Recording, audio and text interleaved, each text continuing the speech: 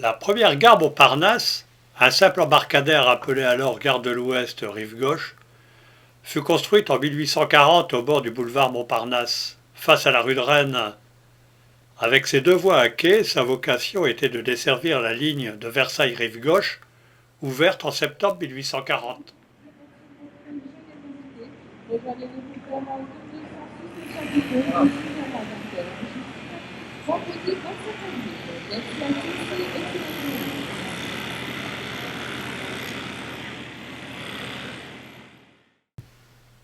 L'ouverture de la ligne de Chartres en juillet 1849 nécessitait une gare plus conséquente, et la gare de l'Ouest fut donc remplacée au même endroit par une nouvelle gare construite en 1852. Cette seconde gare de style néoclassique survivra jusqu'aux années 1960. Appartenant à la Compagnie de l'Ouest, elle a permis au chemin de fer de l'État d'emprunter son réseau et, en 1886, les premiers trains Paris-Bordeaux du réseau de l'État arrivèrent en gare Montparnasse. En 1871, la gare avait pas mal souffert avec la commune de Paris.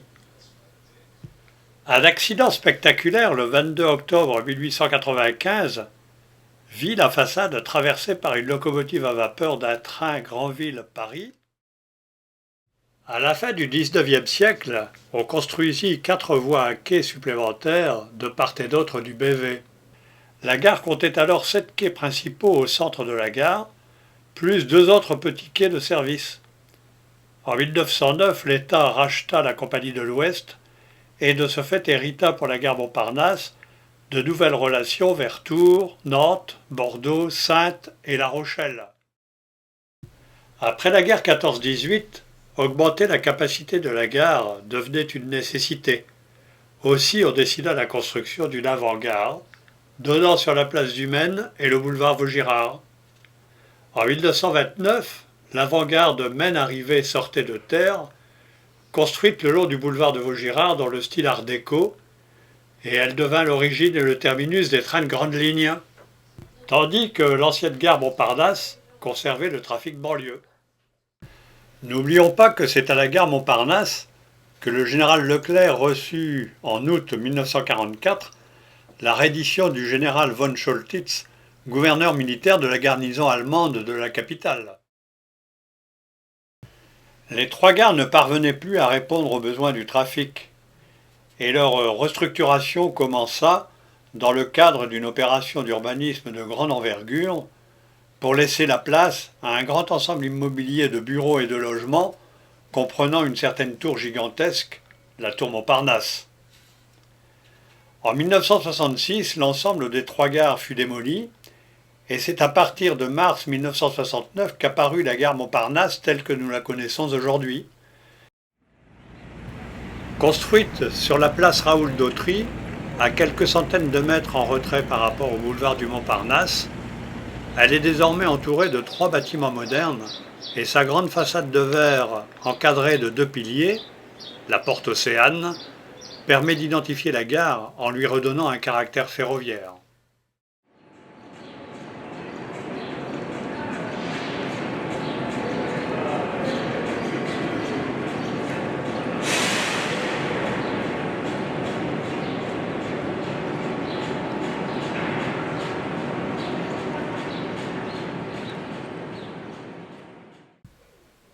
En 1987, la gare est remaniée pour accueillir le TGV Atlantique et l'affluence conséquente de voyageurs qu'il représente.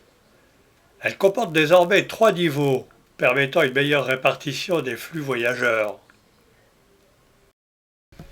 La gare est composée de 3 zones. Montparnasse 1, Porte Océane.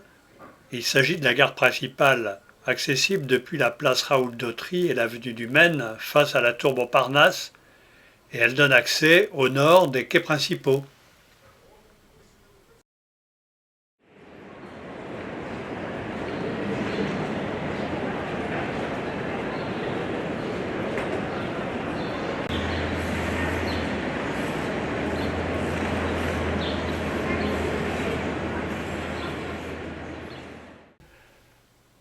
En 1987, on a également créé l'accès Pasteur, 200 mètres au sud du premier bâtiment et au-dessus des voies pour faciliter aux voyageurs l'accès aux têtes de train et leur offrir un nouvel espace d'accueil.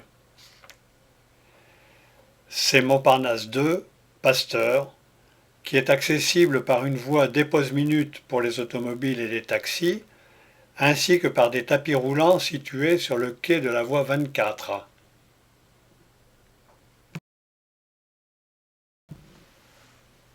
Les voies sont recouvertes d'une dalle sur laquelle est créé un véritable jardin suspendu, prouesse technologique, baptisé Jardin Atlantique, 2 fois plus grand que le Palais Royal.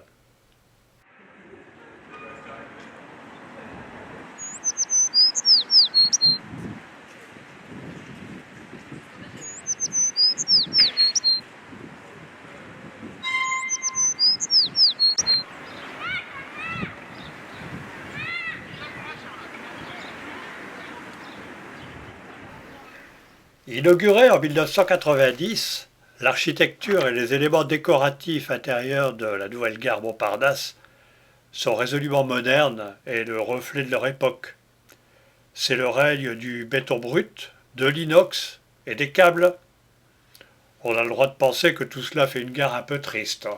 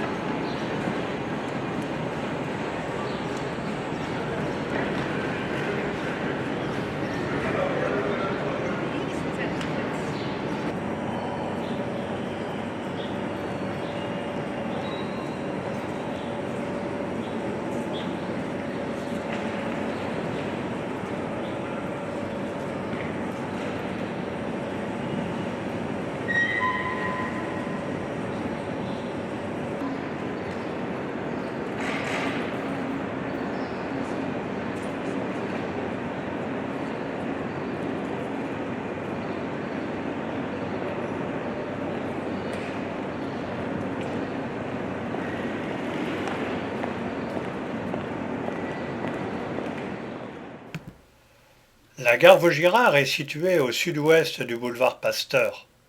C'est Montparnasse 3, Vaugirard. Elle est accessible également depuis la gare principale par les mêmes tapis roulants du quai de la voie 24 et elle possède 5 voies en cul-de-sac. Elle est affectée aux trains en provenance ou à destination d'Argentan et Granville.